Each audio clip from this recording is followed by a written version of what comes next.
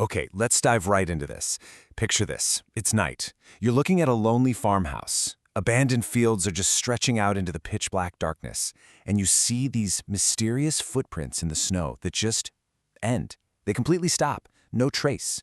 Welcome to our explainer on the Files of the Unknown, where we're going to be examining some of the most haunting, unsolved mysteries in human history. We'll be looking at exactly why our brains are so endlessly obsessed with the things we simply cannot explain. So, what exactly lies in the shadows of the unsolved? Imagine one of those classic, cluttered evidence boards. You know, the kind tucked away in a dimly lit, vintage detective's office. It's covered in yellowed newspaper clippings from 1918, cryptic ciphers from the 1960s, and heavily analyzed modern satellite data. Today we're going to connect the complex threads on this board to explore several chilling true crime and historical enigmas that have completely defied our absolute best investigators and our most advanced technology. Because, let's face it, we want answers, right? We want patterns. But as you'll see, these cases offer us nothing but profound, lingering question marks. All right, let's open case file number 1, cold-blooded historical horrors. Before we step out onto those dark, historical streets, let's just anchor ourselves for a second. A cold case is fundamentally an unsolved criminal investigation that remains open pending the discovery of new evidence. But why do cases actually go cold in the first place? Well, especially historically speaking, it almost always comes down to a complete lack of forensic technology at the time. I mean, fingerprinting was basically in its infancy, DNA testing literally didn't exist, and crime scenes were routinely just trampled and contaminated. That inherent disadvantage perfectly captures the chilling atmosphere of our very first historical horror, set against the dark, rainy Victorian streets of New Orleans. And this brilliantly illustrates what we're talking about. Between 1918 and 1919, a shadowy serial killer known only as the Axeman absolutely terrorized the city of New Orleans. Imagine this thick, eerie fog rolling through the empty streets as a figure, wielding an axe often just grabbed from the victim's own homes, vanishes into the night. But what elevated this from a horrific crime spree to a truly legendary historical mystery was a handwritten letter sent directly to the press. The Axeman explicitly threatened the frightened citizens, but he included one of the most bizarre caveats in all of criminal history. He promised to spare anyone in a home where jazz music was playing. Seriously. Entire neighborhoods stayed up all night, waiting outside with lanterns, just playing jazz records to survive the darkness. And the craziest part? The killer was never caught.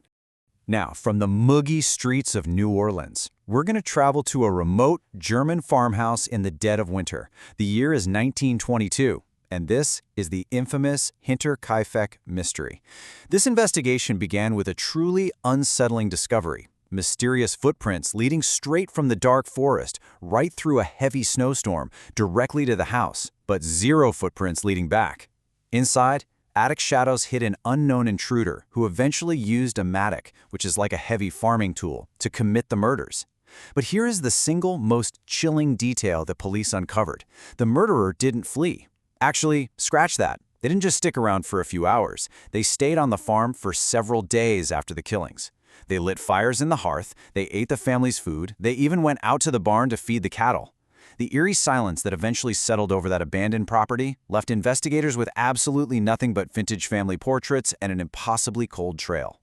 So I have to ask you, who leaves footprints leading out from the forest, but none returning? Who stays to casually feed the animals after committing such an atrocity? It is just a deeply unsettling puzzle. The total lack of a clear motive in these historical cases creates this massive psychological gap for us. That lingering tension, that feeling of a dark presence just out of frame, operating without any logical reason, that is exactly what makes these historical horrors so terrifying. Okay, moving right along to case file number 2, uncrackable codes and ciphers.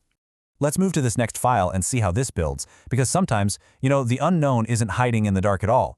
Sometimes it's written literally right in front of us, just locked behind cryptic symbols. Compare the mystical atmosphere of ancient scholars trying to decode the softly glowing, incredibly strange symbols of the Voynich manuscript to the starkly different, gritty 1960s and 70s California detective aesthetic of the Zodiac Killer. We're moving from parchment and quills to typewriter cipher wheels and chaotic police files, yet that profound sense of complete bafflement, it remains exactly the same. Now, what's really interesting about this slide is the sheer impossibility of the Voynich manuscript's contents. It's staggering.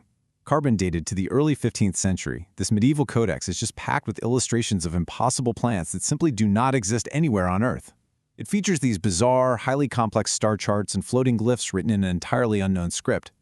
Scholars, cryptographers, even codebreakers from World Wars I and II have obsessively studied this book for centuries. And even today, when we unleash advanced modern AI to try and analyze this text, it remains completely baffling. It's this beautifully mystical puzzle that just actively defies explanation. Fast forward a few centuries, and those unreadable glyphs sort of evolve into the cryptic zodiac letters sent directly to the press, deliberately taunting the police.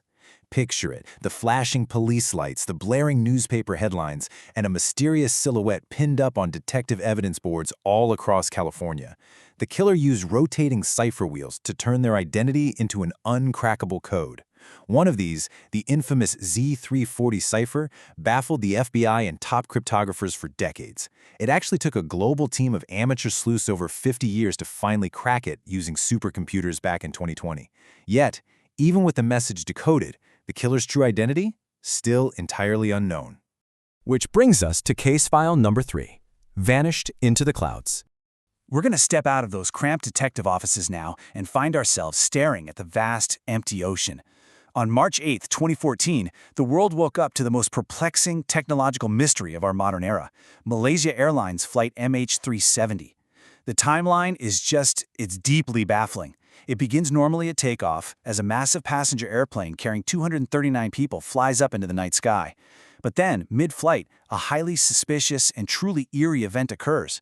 The plane's transponders are manually turned off and radar screens suddenly just lose their signal. Gone. In the days that followed, animated flight path maps tried to trace its erratic movements across the vast ocean.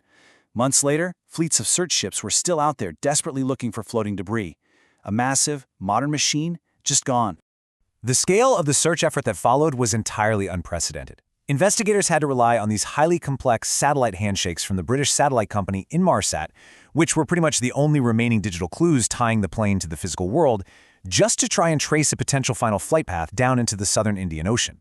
We utilized massive satellite imagery scans and incredible coordination between fleets of search ships and aircraft. But, behind all this immense technological effort were the very real emotional realities of families holding missing person photos. It's a really stark reminder of the human tragedy tied to this global mystery, directly contrasting our high-tech capabilities with the sheer unforgiving vastness of the ocean. And it leaves us with this incredibly haunting question. How does a modern airliner simply vanish into the vast, empty ocean? Think about it. We live in an era where everyone literally has GPS in their pockets, where we expect constant, uninterrupted connectivity.